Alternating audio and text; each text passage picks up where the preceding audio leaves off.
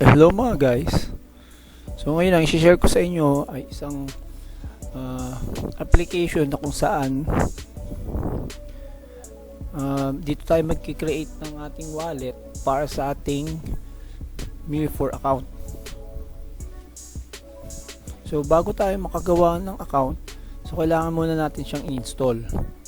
So una, punta muna tayo sa Play Store. Yan.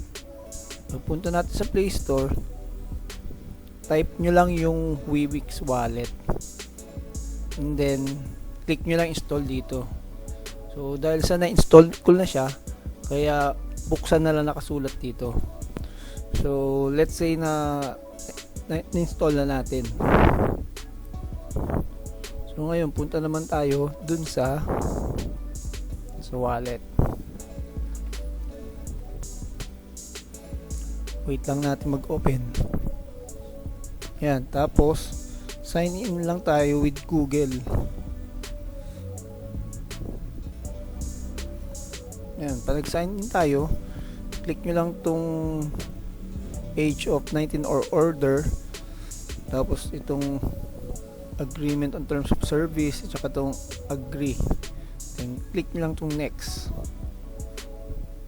Then so isip tayo ng ID natin.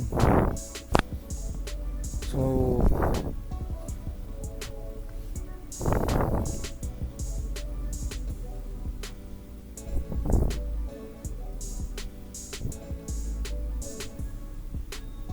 tayo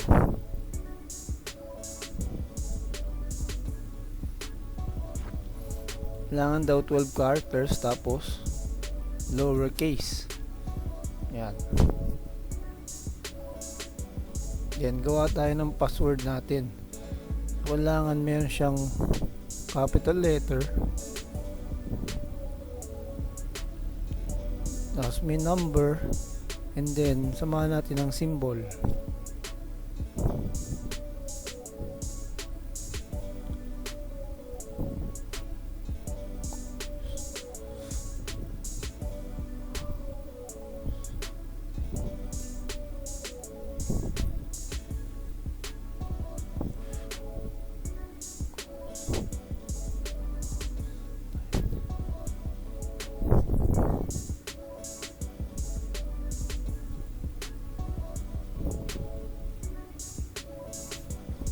Wait, ulitin natin ulit.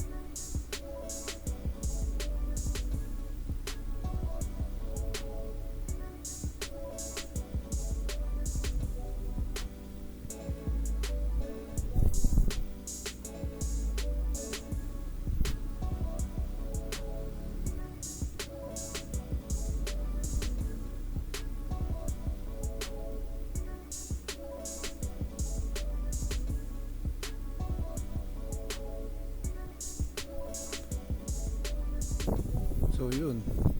Ayan, naka-create na tayo. Okay lang natin. So yan. Nag-post kagad yung MIR4 na pinapromote nila. Dahil ito yung kanilang official wallet, kaya nag-post kagad. So close lang natin to. So yan. Yan mga guys, yan ang wallet natin. So meron tayong tokens dito. NFT, my wallet. Yan.